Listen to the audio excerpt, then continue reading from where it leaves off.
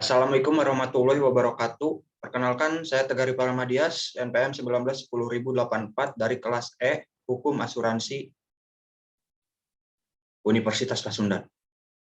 Kali ini saya akan mempresentasikan hasil analisis saya mengenai penulisan legal memorandum yang berjudul Upaya Hukum Terhadap Kepailitan Asuransi Jiwa PT Bumi Asih Jaya.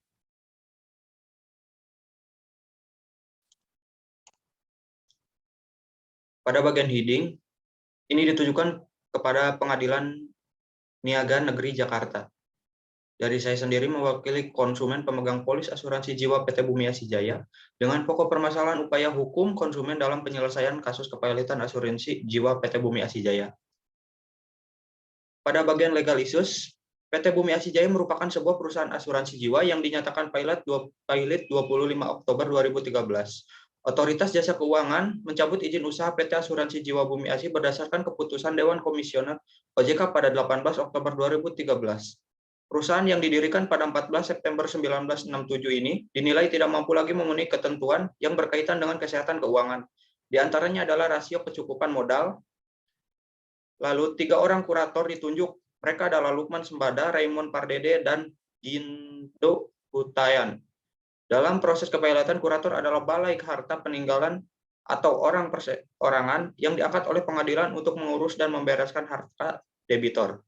Seorang kurator hanya boleh memegang 3 perkara pailit atau penundaan kewajiban pembayaran utang dalam waktu bersamaan.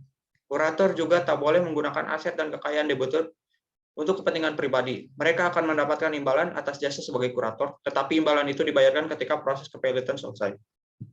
Pada tanggal 18 Mei lalu, ketika kurator Bumi Asih ditangkap Barreskrim Polri, mereka diduga melakukan penggelapan aset milik perusahaan asuransi untuk kepentingan pribadi.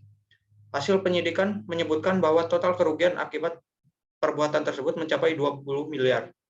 Total aset Bumi Asih diperkirakan 1,1 triliun. Sampai saat ini jumlah kreditur Bumi Asih mencapai 29.000 dengan total tagihan 1,2 triliun. Tim kurator belum pernah melakukan pembagian sejak perusahaan ini dinyatakan pailit tahun lalu. Pada bagian asumsi atau identifikasi fakta hukum, yang dipertanyakan adalah apa aspek hukum yang timbul akibat kepailitan yang dilakukan PT Bumi Asih Jaya. Yang kedua, bagaimana tanggung jawab yang dilakukan organ direksi PT Bumi Asih Jaya.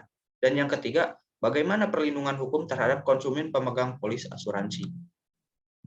Di bagian legal opinion, pengaturan mengenai kepailitan ada dalam pasal 1131 sampai dengan pasal 1134 Kitab Undang-Undang Hukum Perdata. Selain itu, pengaturan khusus tentang kepailitan adalah Undang-Undang Nomor 37 Tahun 2004 tentang kepailitan dan penundaan kewajiban pembayaran. Yang kedua, direksi berwenang dan bertanggung jawab penuh atas pengurusan perseroan untuk kepentingan perseroan sesuai dengan maksud dan tujuannya, termasuk mewakili perseroan baik di dalam maupun di luar pengadilan, sesuai ketentuan anggaran dasar. Hal tersebut diatur dalam ketentuan pasal 97 ayat 3 Undang-Undang Republik Indonesia Nomor 40 Tahun 2007 tentang perseroan terbatas. Yang ketiga, perlindungan hukum bagi pemegang polis asuransi diatur dalam pasal 31 Undang-Undang Nomor 40 Tahun 2014 tentang perasuransian. Jika perusahaan asuransi melanggar aturan pada pasal 31 Undang-Undang Nomor 40 Tahun 2014 tentang perasuransian tersebut, maka perusahaan asuransi akan dikenakan sanksi berdasarkan pasal 75 Undang-Undang Nomor 40 Tahun 2014 tentang perasuransian.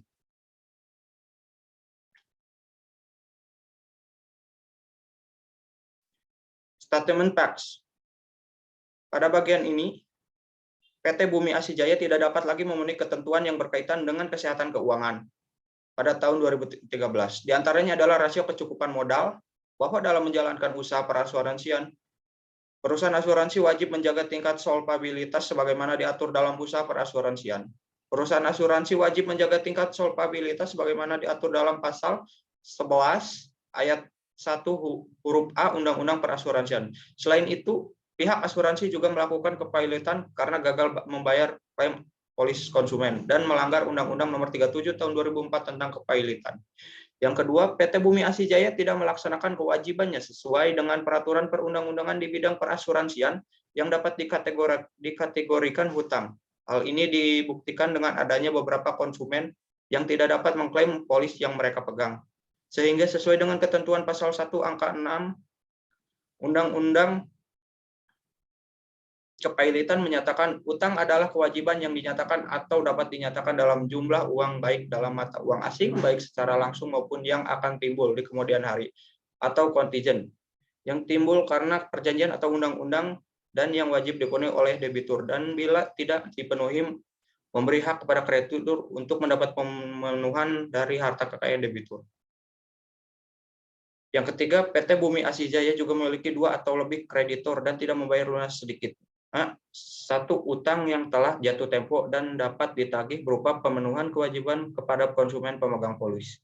Berdasarkan pasal 2 ayat 1 Undang-Undang Kepailitan menyatakan debitur yang mempunyai 2 atau lebih kreditor dan tidak membayar lunas sedikitnya satu utang yang telah jatuh waktu dan dapat ditagih dinyatakan pailit dengan putusan pengadilan baik atau permohonannya sendiri maupun atas permohonan satu atau lebih kreditornya.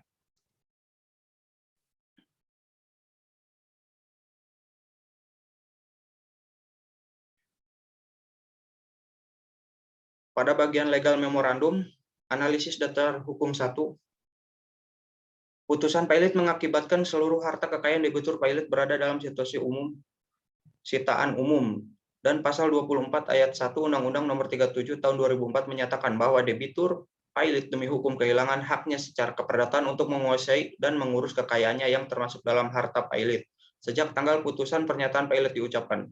Dengan adanya putusan pailit dan akibat yang menyebabkan hilangnya hak keperdataan untuk menguasai dan mengurus kekayaan, debitur pailit tidak lantas menghilangkan hak dan kewajibannya serta tanggung jawab organ perusahaan di luar hak kepengurusan harta pailit.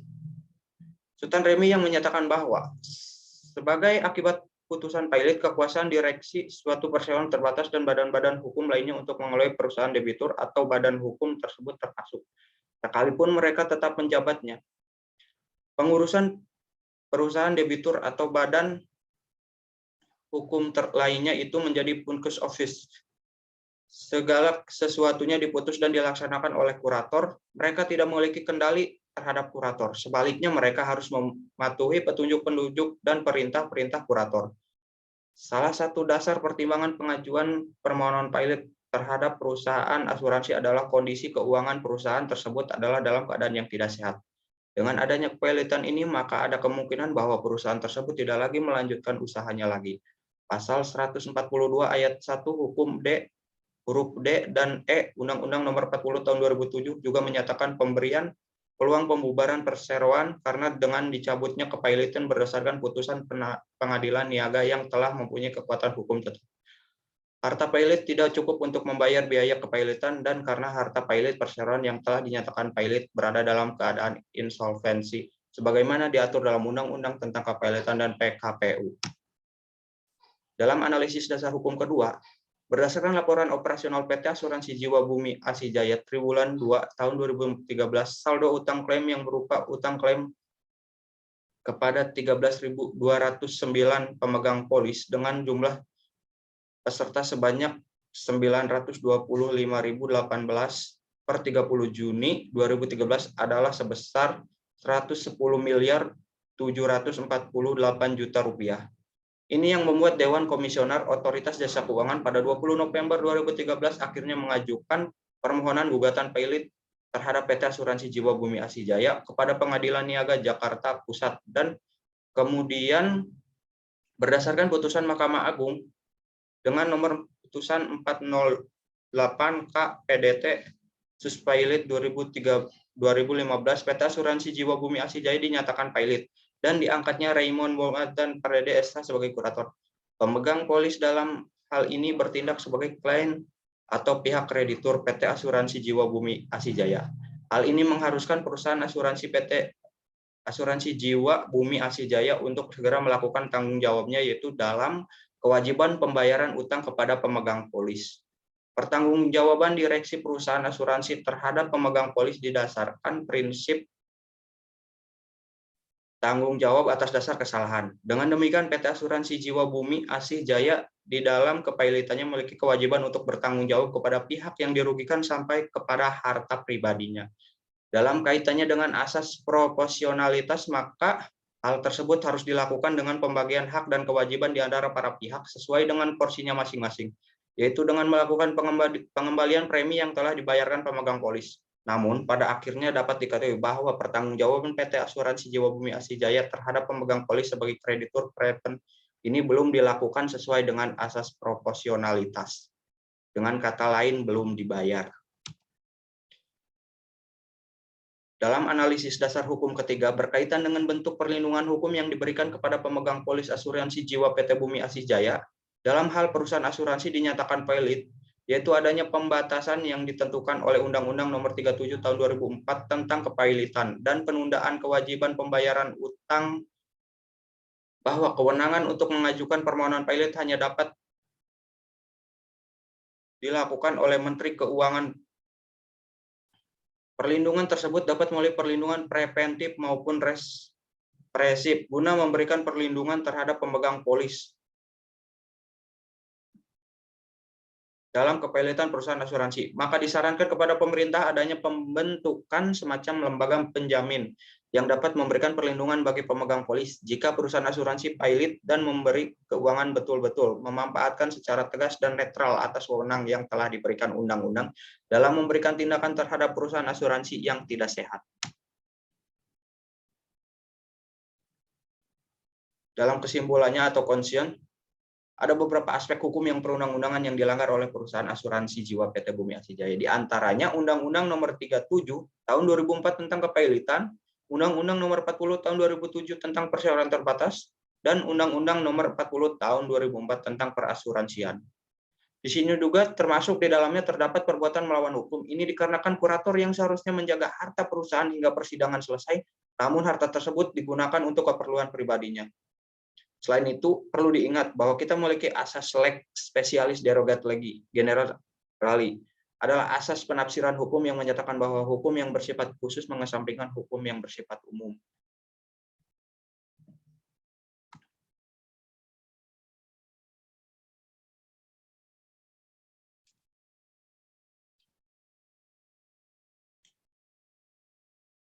Pada rekomendasi ditinjau dari kasus posisi gagal bayarnya PT Asuransi Jiwa Bumi Asih Jaya terhadap para nasabah, hasil analisis yang saya lakukan, maka dapat disimpulkan bahwa PT Asuransi Bumi Asih Jaya telah melanggar beberapa pasal yang ada di dalam Undang-Undang Nomor 40 Tahun 2014 tentang perasuransian. Namun bukan hanya aspek hukum asuransi yang dilanggar, tetapi PT Bumi Asih Jaya juga melanggar Undang-Undang Nomor 37 Tahun 2004 tentang kepailitan, Undang-Undang Nomor 40 Tahun 2007 tentang perseroan terbatas. Dalam menangani perkara PT Bumi Asih Jaya dapat diajukan melalui pengadilan niaga dengan jalur litigasi. Selanjutnya, sehubung dengan telah dikeluarkannya keputusan Mahkamah Agung tentang kepailitan PT Asuransi Jiwa Bumi Asih Jaya, Otoritas Jasa Keuangan meminta kepada para pemegang polis PT Asuransi Jiwa Bumi Asih Jaya untuk menghubungi kurator yang telah ditunjuk oleh Mahkamah Agung dan Pengadilan Niaga Jakarta Pusat. Sesuai peraturan perundang-undangan yang berlaku, proses penyelesaian kewajiban kepada para kreditur, pemegang polis dan pihak lain yang berhak dilakukan oleh kurator yang telah ditetapkan pengadilan. Pemegang polis diminta untuk tidak berhubungan atau memberikan dokumen polis kepada pihak lain selain kurator yang menjanjikan atau menawarkan penyelesaian tagihan kepada PT Asuransi Jiwa Bumi Asih Jaya dalam hal pailit ini. Pemegang polis dari PT Asuransi Jiwa Bumi Asih Jaya diminta untuk dapat mengikuti prosedur yang telah ditetapkan oleh kurator sesuai ketentuan yang berlaku. Demikian analisis yang dapat saya sampaikan. Kurang lebihnya mohon maaf. Wabillahi taufiq wal hidayah. Wassalamualaikum warahmatullahi wabarakatuh.